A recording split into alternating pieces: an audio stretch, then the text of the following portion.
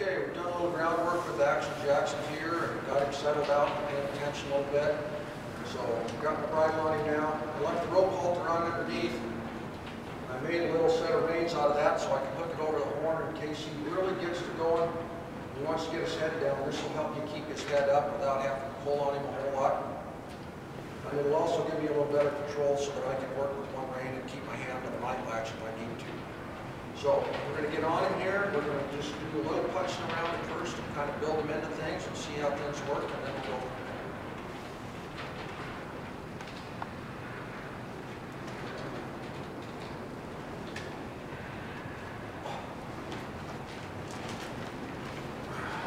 there. He's a tall one, not him.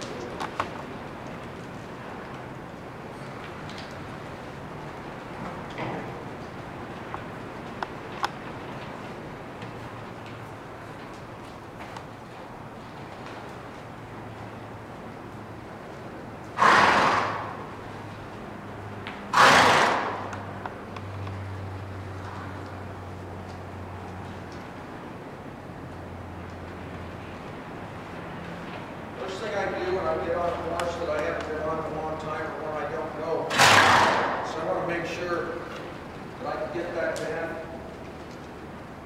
and I can get their head pulled around, get them to break those hind quarters over and shut down, and that they know how to do that, because that's what's going to keep me out of trouble with him.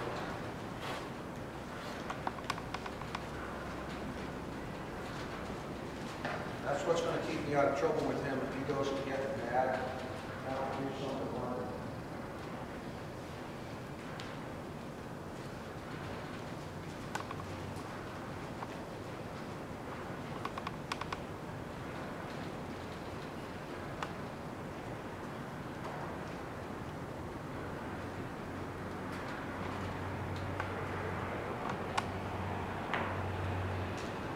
One thing you can tell with him is he's not completely with me because all his buddies are back out that barn door over there. So when I head back down that way, he tends to get a little bit distracted and want to figure out what his buddies are doing rather than paying attention to me. So I need to kind of distract him a little bit and then him back with me or turn him off a little bit, do something a little different to keep him thinking about what I'm doing rather than thinking about what he wants to do.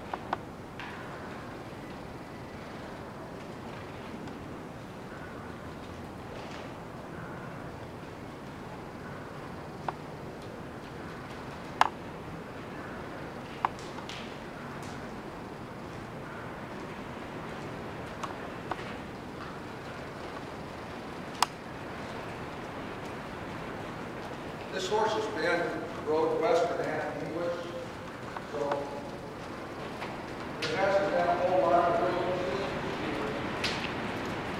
how he's been rolling. Not that they can't do it all, but if you're going to do that, you need to work to get them good at doing it all. Not just do things half-baked on one and then go on to something else, because all you're going to do is confuse your horse.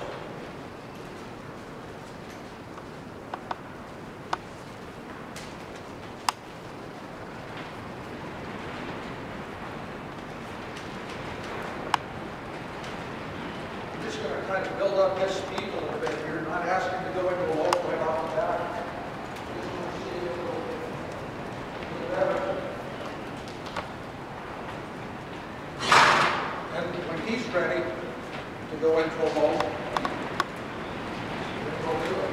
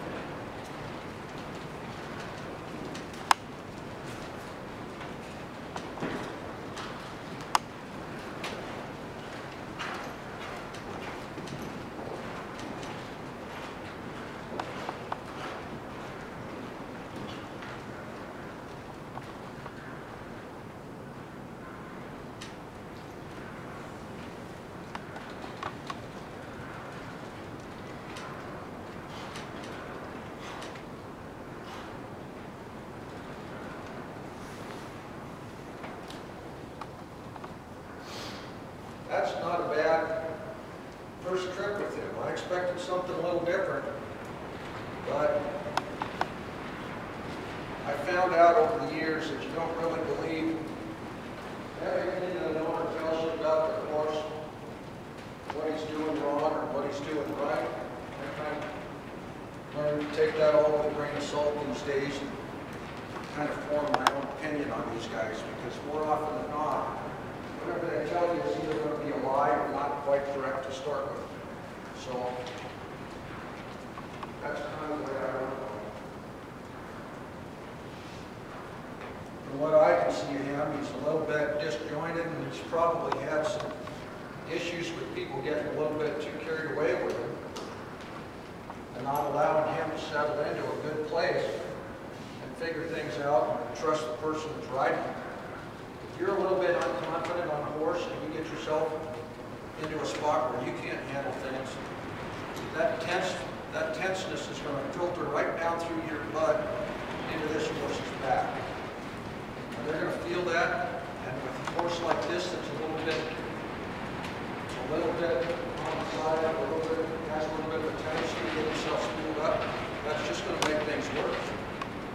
If you go to pull it back with your tense, you go pull it back on him when you're trying to get him to go forward, that's going to make him mad, and then you're going to be in trouble.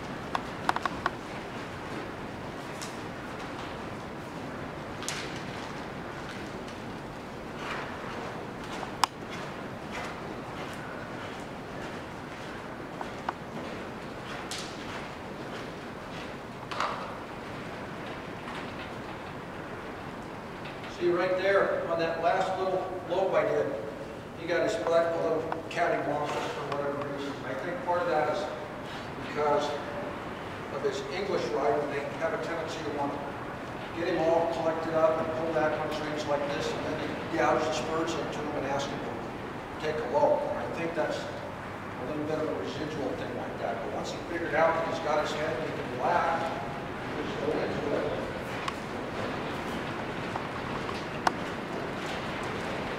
Not bad.